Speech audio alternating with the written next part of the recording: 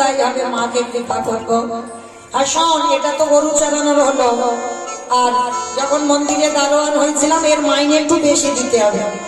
বল কি দিতে হবে? বলে কানাই রে, যার জন্য তোরে দেখা পেলাম। কার জন্য দেখা পেল বাবা? গুরুদেব। গুরুদেব দেহ শুদ্ধ না করলে কি দেখা হতো?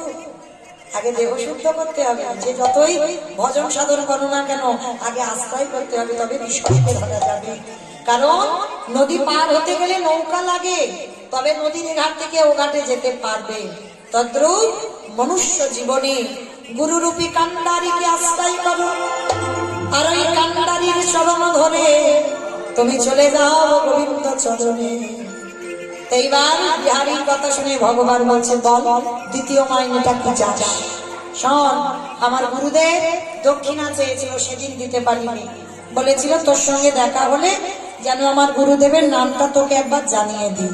কানাই রে, আমার গুরুদেবের নামটা কে যেন চরণের ধারে ধারে নাম লিখে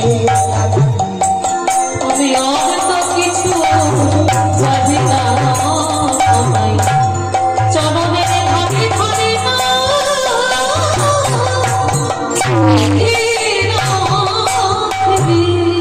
ভগবান বলছে, হ্যাঁ রে, মাকে কৃপা করলাম, গুরুদেবকে কৃপা করলাম, তুই কিছু চা।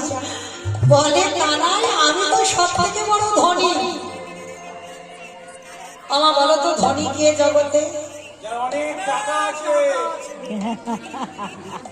অনেক টাকা আছে তারা ধনী, তারা নয়। তাহলে কারা ধনী? এই জগতে কৃষ্ণ প্রেম সম্পদে যে জন অর্জন করে, এ জগতে